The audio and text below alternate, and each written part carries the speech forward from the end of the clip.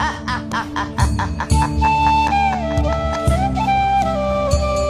ज्याला आमच्या नावाचा ध्यास लागतो तो शुद्धीत राहते.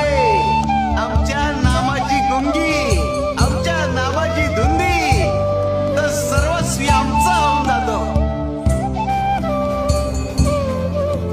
ज्याचे भाग्य चांगलं असेल त्याला आमच्या नामाचा छंद लागेल